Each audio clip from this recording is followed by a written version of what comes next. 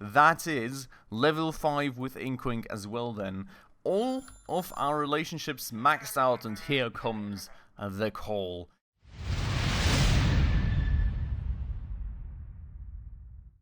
Alright everybody, hello and welcome back to another episode on Little Big Workshop with me, Spacefish, and welcome back to what is potentially today the final few minutes of Little Big Workshop. We'll see about that. We're halfway to Tier 5 with Inco Inc, halfway to getting the ultimate contract out of the way, and getting our ultimate goal for Little Big Workshop out of the way, really. We're still chilling out here. We've got 2 contracts running currently. The market phases have just updated, and we do have this industry bot, which we kind of do want to do. I think we already checked out last time that in theory, both of these bots should get us enough reputation with Inco Inc to actually push us into that 5th level and give us that final contract, but that industry bot actually looks kind of cool and interesting, so I would actually like to give that a try. Also, we've got these random annoying gnomes still somewhere in the factory, and absolutely got no clue where they're even at, because, well, you know, the factory's so big that I don't even have any clue. What I do quickly want to do, is this. Let's go to plots. Alright, and let's buy all the remaining plots, because I feel like that's something that we should also check off as like a bit of an ultimate goal, you know, own the entire place. Even though we may not even need all that space, why not at least own it and say that we've done it, and that's some other thing that we can also check of our list for this episode. So that is us then also literally owning all of this factory space out here. No achievement for that, interestingly enough. I would have thought we would get one for that, but anyways, that is done then. Now, for the bots here, let's go and create a plan for the industry bot real quick before we actually get the ultimate contract. So what we do want is 33 robotitude, which feels to me then like we want to go for max robotitude and all the things that we can get pretty much. We are going to go for this one here then. The thing, like the blueprint itself, already seems quite massive. I'm not honestly too sure if it's that much bigger than the other ones that we usually get. I feel it is, but then again, you know, our blueprints have at this point grown to such massive size that it's really become somewhat hard to even distinguish right there. So that's all the robotitude then harvested that we did need. In terms of the values themselves, we do need strength more than we need design, and I think that should not be the hardest part in the world to achieve. I'm not even sure we really want much of any wooden parts, to be honest. Do I have any of these? I think I have that, right? Do I? Yes, so we can do, okay. So you can do that, whatever this process is called, but not the other process, which is fine because that gives us the higher values. But yeah, so I'm not really entirely sure if we do actually have anything where we will use the wood, given that the wood really just gives us more design while improving the material on the metal-y parts is actually a combination of giving us more strength and more design. But then again, I think like a somewhat good mix of the two is probably the way to go here. If we do something somewhat like that, that gets us to that value, and then if we go for the more expensive materials on like these two, then we're in the target range. Okay, that sounds about right, I think. For all the other things, of course, let us just quickly go through that. Pick the cheapest options available. This color does not actually seem to affect any part of the coloration of the end product, or, well, the robot itself, so we're just going to go through that. We're going to go and finish all of these things up and get, like, the bright wood in right here, which is going to nicely make this fully metal robot have wooden hands. That's a good one for durability, isn't it? That's going to have to be repaired so many times. But, well, that is the design out of the way. Going to be a bit of assignment work for me. As per usual, you will not have to suffer through that by now. Immense and massive process. I will do that myself, and I'll see you all on the other side of this cut. Alright, so that is absolutely everything finished then. Let's not make the mistake and actually hit that batch icon as well. And then let's go and hit execute, and that is that thing underway as well. We will of course go and quickly fix the prioritization on all these things too. And, well, then we'll keep heading on at triple speed. We'll go and deliver those barrel bots out along the way as well whenever that is done. And that's going to push our relations with Inco Inc further. Now, in terms of the gnomes, I have got absolutely no clue where they're at. Do you? Have any of you ever seen any of these flippin' gnomes? Has there been a gnome just there just now? He has. Okay. So what we're then going to do is we're going to go and move that all the way down there. Basically. Ideally not to where it's in the way of absolutely everyone. Relationships with Inco Inc have improved. You can see we're ever so much closer to actually getting that out of the way too then. Workers fail to deliver parts to construction. That's always beautiful and awesome, of course. Where in the world is this thing at now? Oh, there it is. Okay. Just took them a while.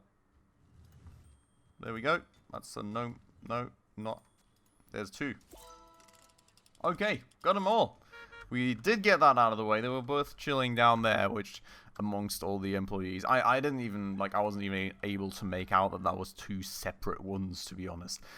So we will actually check out the wide drawers, because that was something that was getting market manipulated and, you know, deliver every single one that we actually make out whenever we can.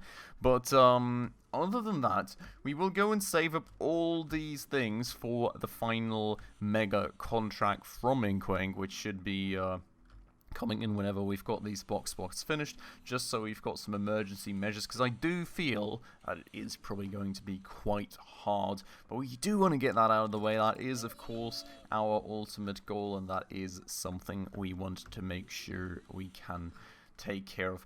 Other than that, honestly, I'm really quite happy with how things are going. The only one thing that I'm really thinking that we should potentially consider, and that we will actually get for this ultimate goal then, is that we will get one more robot testing station. Now, I do know that this is going to stand in the way and it's not going to be ideal and everything, but I do want to make sure to get one more, because I feel that could be the ultimate bottleneck to our bot production currently, and that's just really something that I want to fix. You know, just make sure that we've got enough of those.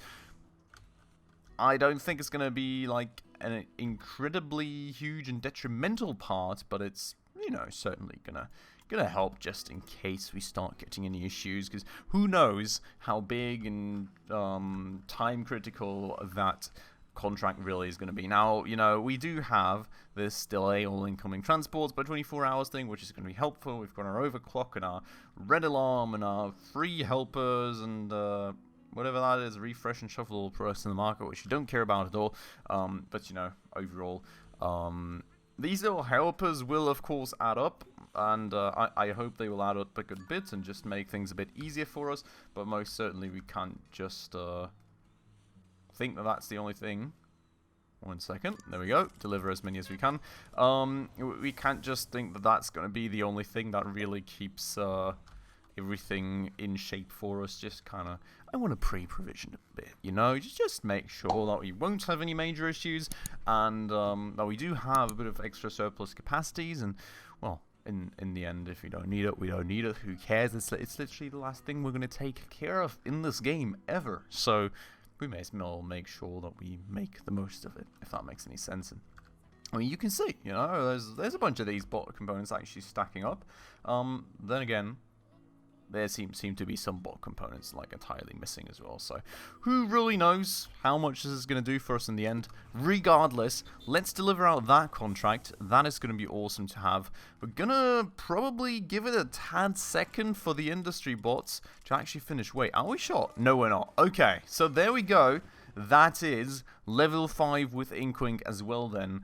All of our relationships maxed out, and here comes the call. E2573, we have an urgent high priority request for you. After an unfortunate incident, including a government coup, a cow, and 4 civilians, interesting. We need to replace our entire lineup of service bots in one of our facilities. Large order, short deadline, high reward, challenge accepted. That sounds like one of the bots we delivered to them with, like, the source just started cutting off everyone's arms or something. Who knows? You know, their assassination bots have been uncovered or something. But yeah, so there's the challenge. 18 units in 3 days and 14 hours, which is insane, because usually we've got like 10 days or something for this stuff. You know, that's really, really, really, really short. And while we're usually quick with this, I mean, you can see, you know, this contract, we've still got like 6 days, 2 hours left on it. We initially had 9 days and 18 hours, though, so we've already spent like 3 days on it, and we're at 84%, and that's only 9. So you can kind of imagine how incredibly hard this one is probably going to be for us.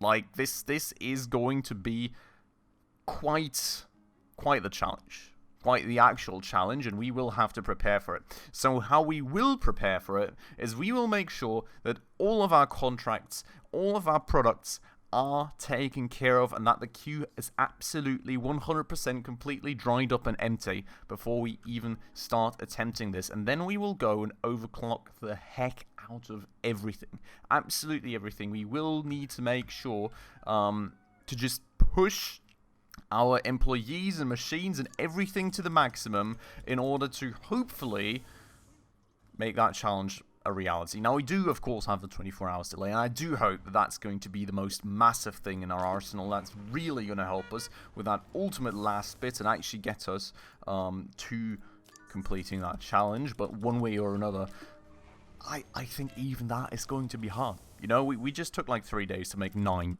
robots, and they want us to take 3 days to make 18. Like, even if we get 24 more hours and the overclocks and everything, I think it's still going to be tight.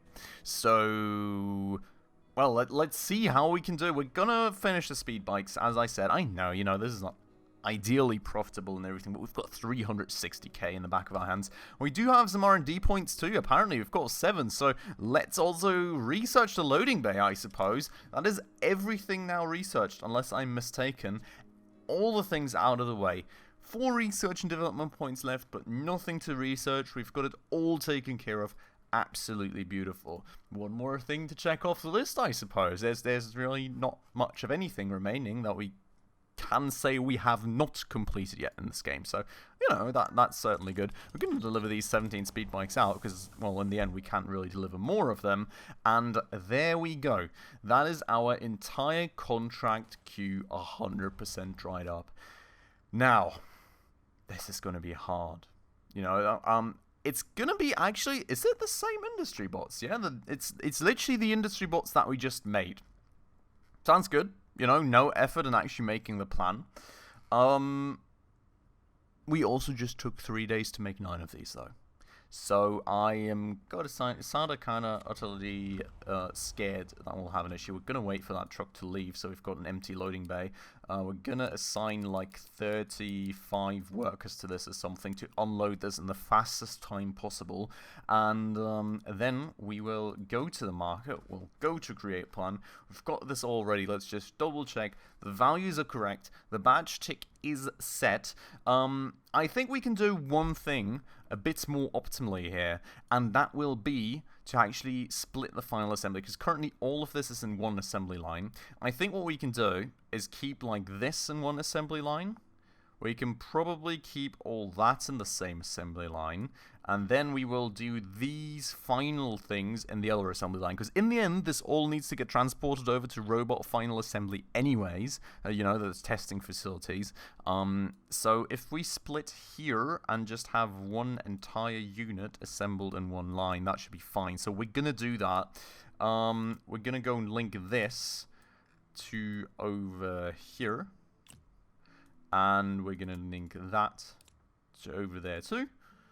And we're going to link that to over there. And we're going to go and finish by changing that link. So that should split the assembly load a bit more, which hopefully is going to be good for my workers and it's going to make them a bit happier. That's it. Thinking about this, I've got like 1, 2, 3, 4, 5 assembly steps here. 6. Wait, 3, 4, 5, 6 assembly steps here. No. Did I move this one over now? I think so, right? So this will be 1, 2, 3, 4. And this is going to be 3, 4, 5. Okay, let's just double check that this one is right here. But I think it is. We pretty sure, you know, very good at short-term memory right now. Pretty sure we changed that. Okay. So that's everything we can do. Let's execute on that plan. And wish me luck, everyone. It's going to be absolutely crazy and hard to fulfill this challenge. I can already see that one coming. But there come all my employees spreading the stuff nicely. Then we are... Are we already working away? Not quite. Not that much. Okay, let's go and overclock things. And let's wait on the code red for a quick minute. No, actually, we can go for code red here. We can call in some volunteers too to have some excess workforce. And hopefully we can somewhat make this. You can see how tight this is, right? Like, this is... Yeah, whenever this wears off, I'm just going to overclock the workbenches regardless. And we're going to keep overclocking them, because that's, you know, the only way we can even come close to keeping up with the speeds needed.